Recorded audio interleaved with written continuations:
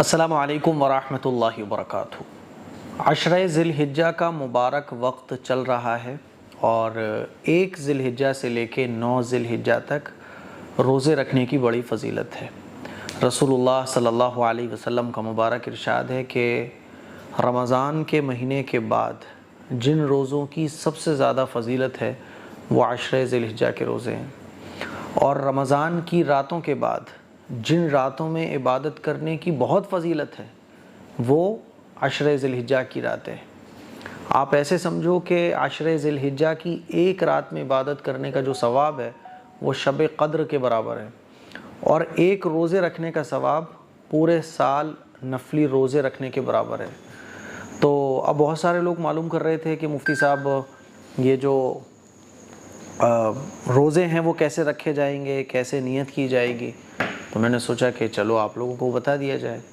دیکھیے، کوشش یہ کرنا چاہیے کہ 1 تاریخ سے لے کے 9 تاریخ تک آپ اگر لگاتار کنٹینیوسلی روزے رکھ سکتے ہیں تو بھائی بہت اچھا، کیونکہ ظاہر سی بات ہے جو جتنے عبادت کرے گا اتنا زیادہ ثواب پائے گا۔ تو اگر اللہ نے آپ کو شوق دیا ہے، ہمت دی ہے، طاقت دی ہے، تو 1 ذی الحجہ سے لے کے 9 ذی الحجہ تک آپ لگاتار روزے رکھو۔ اور صحابہ اکرام کا یہی معمول تھا، ہے نا۔ بعض صحابہ جن کو سہولتیں بھی حاصل تھیں، طاقت بھی تھی، ہمت بھی تھی، تو وہ لگاتار روزے رکھتے تھے 9۔ بعض صحابہ اکرام جو محنت مشقت اور گرمی میں کام زیادہ کرتے تھے، ہے نا، اور ان کے اندر اتنی طاقت نہیں تھی کہ وہ گرمی کی شدت کو برداشت کر سکے، تو بعض صحابہ اکرام چھوڑ کے رکھ لیا کرتے تھے۔ تو یہ آپ کی چوائس ہے، کیونکہ یہ نفلی روزے ہیں، اور نفلی روزوں میں چوائس ہوتی ہے۔ جیسے نفل نماز کوئی 2 رکعت پڑھنا چاہے تو بھی ٹھیک ہے، کوئی 10 پڑھنا چاہے تو بھی ٹھیک ہے، کیونکہ نفلی عبادت میں شریعت نے کوئی باؤنڈیشن نہیں لگائی ہے کہ نہیں آپ کو اتنی ہی کرنی ہے، بلکہ نفلی عبادتیں آپ کی چوائس پر چھوڑی گئی ہیں کہ جتنا آپ کا دل چاہے اتنا کر لو۔ تو 1 ذی الحجہ سے 9 ذی الحجہ تک 9 روزے رکھے بھائی، تو بہت ظاہر سی بات ہے اس کو ثواب زیادہ ملے گا۔ اور اگر کوئی 1 ذی الحجہ سے لے کے 9 ذی الحجہ تک روزے نہیں رکھ پا رہا ہے، 2 رکھ لیں، 3 رکھ لیں، 4 رکھ لیں، چھوڑ کے رکھ لیں تو بھی ٹھیک ہے۔ لیکن کوئی اگر اتنا بھی نہیں کر پا رہا ہے تو عرفے کے دن کا روزہ، جس کو 9 ذی الحجہ کہا جاتا ہے، کم سے کم 9 ذی الحجہ کا روزہ تو ضرور ہی رکھنے کی کوشش کریں، کیونکہ 9 ذی الحجہ کا روزہ رکھنا یہ باقی دنوں کے مقابلے ثواب میں اور بڑا ہوا ہے نا۔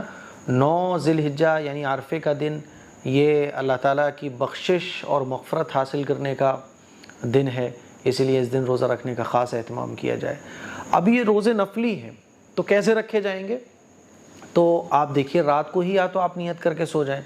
آپ کی رات کو ہی یہ نیت ہونا چاہیے کہ میں صبح سحری میں میری آنکھ کھلے یا نہ کھلے میں روزہ رکھوں گا۔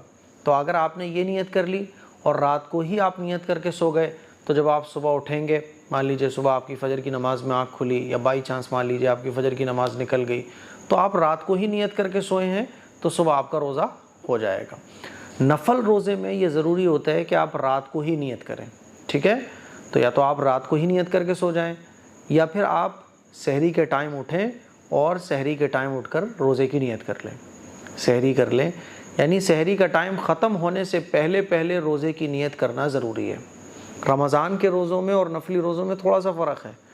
رمضان کے روزوں میں کیا ہوتا ہے کہ اگر آپ رات کو بھی نیت کر کے نہیں سوئے، صبح آپ اٹھے تو آپ زوال کا ٹائم شروع ہونے سے پہلے یعنی تقریباً 12 بجے سے پہلے نیت کر سکتے ہو، ہے نا۔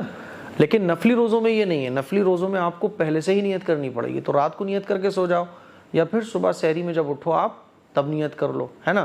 ایسے نہیں مانا جائے گا آپ کا روزہ کہ مان لیجیے آپ رات کو سو گئے، رات کو آپ کی کوئی نیت نہیں تھی، صبح آپ اٹھے 9-10 بجے، آپ نے سوچا کہ یار 10 تو بج ہی رہے ہیں، اے سی چل رہا ہے، چلو بھائی پڑے اور سو جاتے ہیں اور روزے کی نیت اب کر لیتے ہیں، اور آج تو سنڈے بھی ہے، آپ وہیں 10 بجے اور سوتے چلے گئے، 3 بجے آپ اٹھے، آپ نے سوچا بھائی میرا تو روزہ ہو گیا، تو یہ روزہ آپ کا مانا نہیں جائے گا، کیونکہ نفلی روزے میں سحری کا ٹائم ختم ہونے سے پہلے نیت کرنا ضروری ہے، ٹھیک ہے۔ تو اس طرح سے آپ روزے کی نیت کیجئے۔ اچھا، اب ایک سوال یہ بھی پوچھا جاتا ہے کہ کسی کے اگر قضا روزے ہیں تو وہ قضا روزے پہلے رکھیں یا نفل روزے رکھ سکتے ہیں؟ تو دیکھیے، بہتر یہ ہے کہ قضا روزے آپ پہلے رکھیں، کیونکہ قضا جو روزے ہیں وہ آپ کے اوپر فرض ہیں، کیونکہ فرض روزے جو آپ کے چھوٹ گئے تھے وہی تو قضا ہوئے نا۔ تو فرض روزے، یہ ظاہر سی بات ہے، فرض عبادت آخرت میں سوال ہوگا، اللہ پوچھے گا کہ یہ کیوں چھوڑی۔ فرض کے بغیر نفلی عبادت کی کوئی اہمیت نہیں ہے نا. جیسے ہوتا ہے نا رائٹنگ کے نمبر الگ ہوتے ہیں اور آپ نے کس انداز میں کویسچن کا آنسر دیا ہے اس کے نمبر الگ ہوتے ہیں. تو وہ نمبر آپ کو جو ایکسٹرا نمبرز ہوتے ہیں وہ کم ملتے ہیں جب آپ کویسچنز کے آنسر جو ہے وہ ایک دم اچھے طریقے سے کمپلیٹ دیں. اب مان لیجئے نمبر آپ نے پاس آنے کے قابل بھی نہیں حاصل کیے تو آپ کو جو ایکسٹرا نمبرز ہیں وہ کیسے ملیں گے؟ تو ایسے ہی نفل عبادت کا مسئلہ ہے کہ نفل عبادت کا فائدہ تب ہے جب آدمی فرض عبادت پر پوری توجہ دے، فرض عبادت کو اچھے طریقے سے ادا کرے.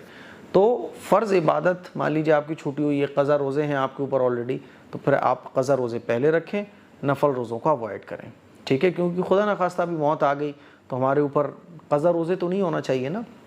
تو مجھے امید ہے کہ یہ کچھ ضروری باتیں ہیں نفل روزوں کے متعلق آپ کو اچھے طریقے سے سمجھ آ گئی ہوں گی. اس کو شیئر کریں، دوسروں تک پہنچائیں. السلام علیکم ورحمۃ اللہ وبرکاتہ.